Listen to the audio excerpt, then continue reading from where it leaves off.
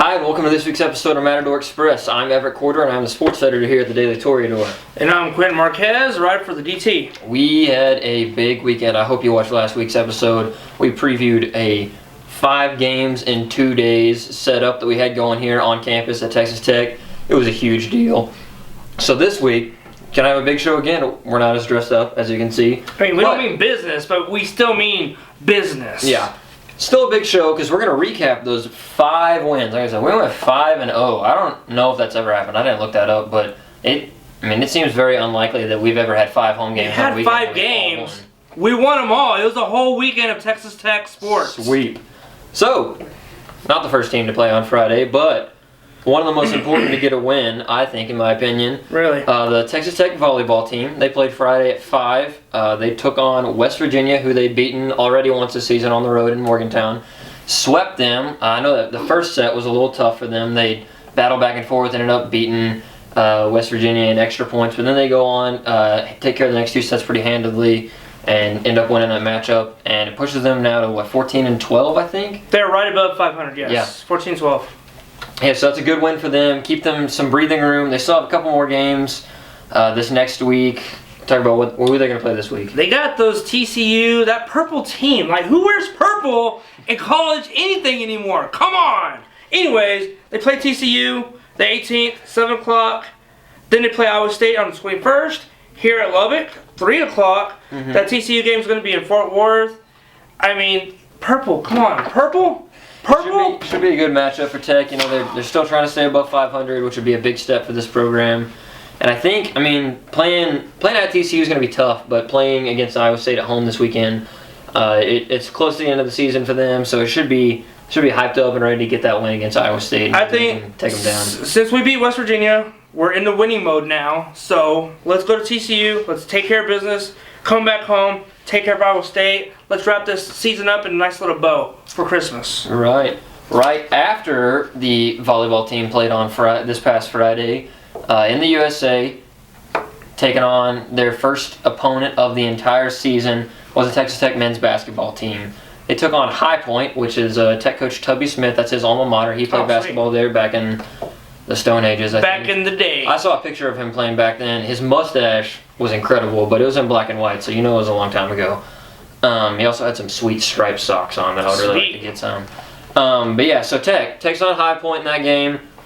It did look good, Quintin. No. They only won by 4? 4 points. Close game. Is High Point even? Are they D1, D2? I don't know what division they're in. Tubby Smith said they play kind of a high energy that a lot of teams have a hard time matching. I know they've been. I think the last 2 years they've won the most regular season games in their conference. So they are a semi-decent team. Do you think Tech would be able to come out and just win that game, just annihilate them? Well, kind of like some of our our women's basketball team did. I don't know High Point. I've never seen High Point. I've never been to High Point. I've never been to the highest point here at Tech. So I don't know anything about High Point. The fact that we only beat them by 4 kind of makes me feel a little iffy because if I've never heard of the school and we're barely beating them, what's going to happen when we play against the schools I have heard of? Yeah, some of the main problems I saw was at that game. Some of the main problems I saw was just kind of a deer in the headlights look from some of those teams. They still have a lot of sophomores on the team. Really, the only person in the first half that I saw stepping up and making shots and driving to the basket and looking confident was Todrick Gocher, who's one of the senior guards on the team. And so I think it may just be kind of a lack of experience thing still, that they just kind of got caught up in the moment. And as the second half progressed, we had Justin Gray, who has come off some knee surgery. Justin Gray step up, make some big shots. And then the biggest star of the night was Devontae Williams. He had 26 points and 8 boards. Bam. Which a lot of came on 3-pointers. But those 2 guys stepped up more in the second half. So I think it's kind of just getting them in there and getting them back into the game flow. First game of the season, you got to get the rust off. No one's going to come out on the court and just play like they're freaking Michael Jordan, the dream team or whatever. Except for this guy right here. But you're not this guy. Yeah. You're you, and he's him. So, I think once we get a couple games under our belt, I think we'll be a lot better. Make a presence in the Big 12. I'm not sure we have the Jayhawks there. We have K-State. We have a lot of basketball powerhouses here, but I think Texas Tech can make a spot for themselves here in the Big 12. Yeah, this week's going to be a much tougher matchup. They're going to go on the road to this tournament in San Juan, Puerto Rico. They're going to be playing the home of Roberto Clemente, the great baseball player. They're going to be playing his hometown. And this Friday, they're going to start off that tournament by taking on Utah, who had a big win last night in the ESPN 24-hour tip-off marathon thing. So they're going to be playing some good teams. I don't remember who all else is in that tournament this weekend, but they're going to be playing some good teams. The only thing I don't like about playing in Puerto Rico is that they kind of like announce games like they do soccer. So every time someone scores, and it's basketball, so it's like, go! And then someone else goes over there and it's like, go! By the end of the game, the announcer can't speak anymore. You gotta think. He might need a water boy or something, because, I mean, it's a lot of scoring in basketball, and they announce it every single time like that. It should be fun, though. Utah, bam, let's 6 play o'clock, that game's on ESPN 2 if you want to watch it, and you're not making the trip to Puerto Rico like me and Quintin. I'll be there. The team that did take care of their business on their season opener, though, the women's basketball team, they were taking on Niagara, another school I hadn't really heard of. I don't know if you've heard of them. Nah, I don't. They take care of them. They win that game 79-45. They came out firing in that game. I was at that game too. Scored like the first 16 points of the game. Like 16-0. It was pretty crazy. I mean, I don't know if were you at that game at all? I got to see a little bit of the game. I had to visit my aunt. I guess it was school day there. Yeah, Education Day. Man, Education Day. Kids.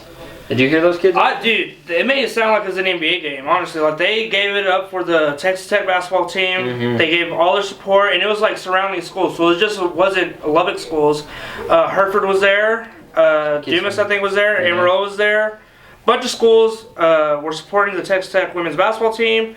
I love it. Niagara, like you said, I don't know where they're from, but I mean, they need to work on their basketball, because we beat them by a whole lot of points there. Yeah, I don't know if you know, the Education Day, there was like 6,000 elementary middle school age students in attendance, and it was, I mean, they started a Raider Power chant in the middle of like the third quarter. Tech's up by like 20-something. Normally, the students at the game would have been gone by then. They don't want to watch a blowout. Dude, those kids were there the whole time. They were into it. They were lit, and I mean, probably they were forced to stay there or something, but they were into the game. They were cheering every time. So they're elementary kids. They can't drive away. So, I mean, if they wanted to leave, they couldn't leave, but it's a good thing that they did stay there. They were invested in it. It was loud, like, the whole time. I was there at the end of the game, and kids are still screaming, so it was pretty cool. The women's basketball team is going to be the only team at home this weekend here on Tech campus after 5 games last week. Kind of got a lull this week, but they're going to be here on Saturday playing Southern Louisiana at the United Supermarkets Arena.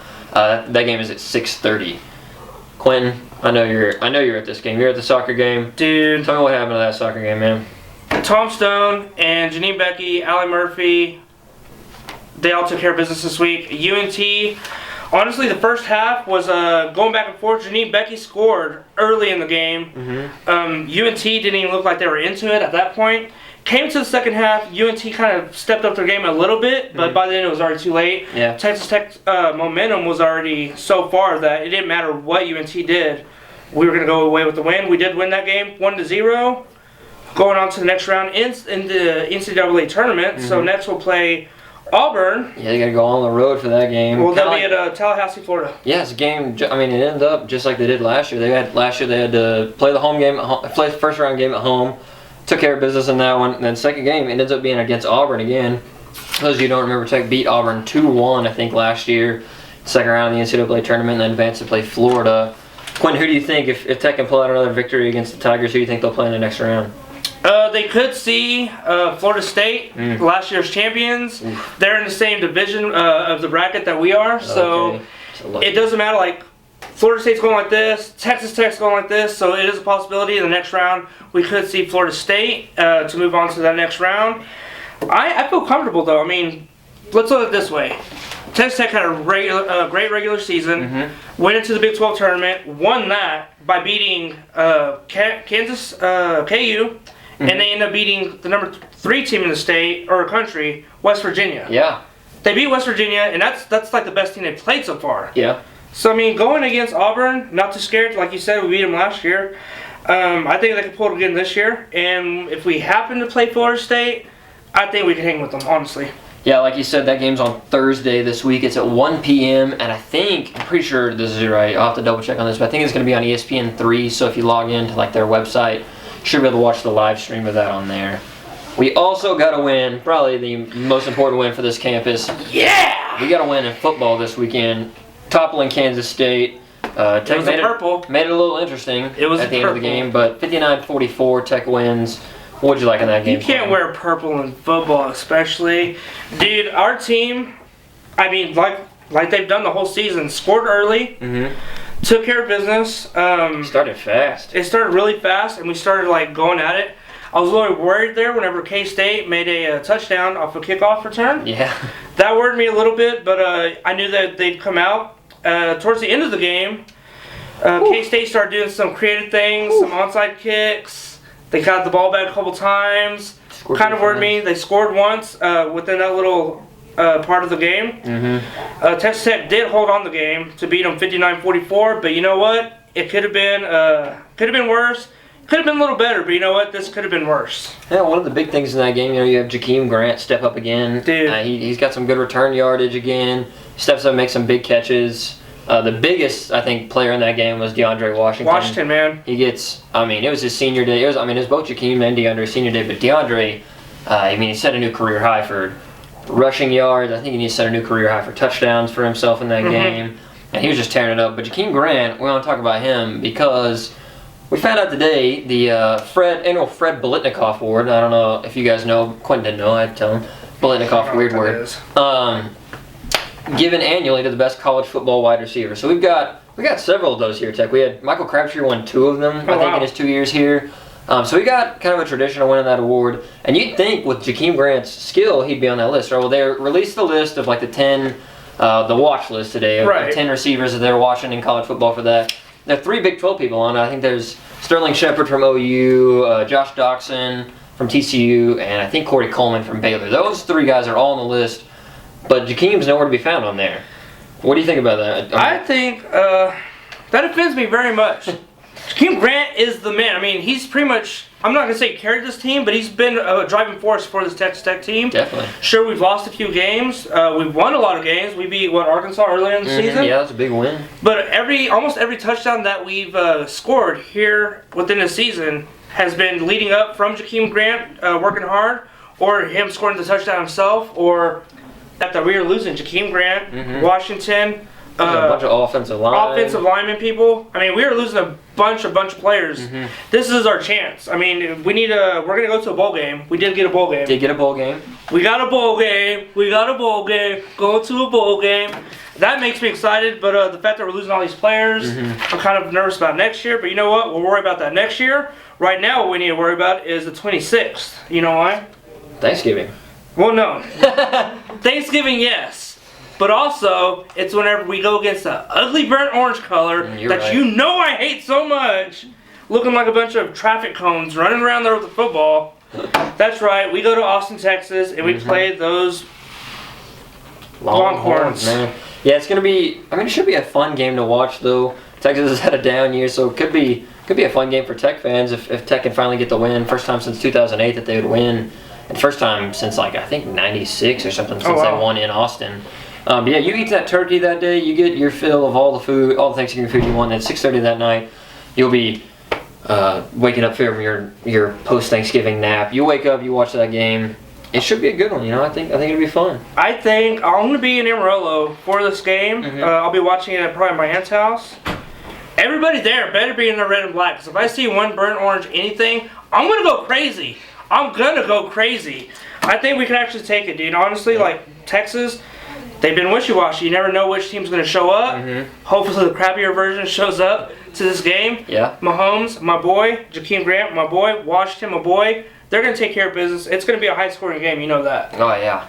Tech does not have a defense very much, so they've improved this year. But everybody knows the secret to taking on Tech is to run the ball. Run the ball, and apparently score on kickoff returns. That has happened. K-State did that a couple times, or once this year. So. Yeah, but that pretty much wraps up this week's episode of Matador Express. Quintin and I would like to thank you for watching, and we will see you guys next week. Bam!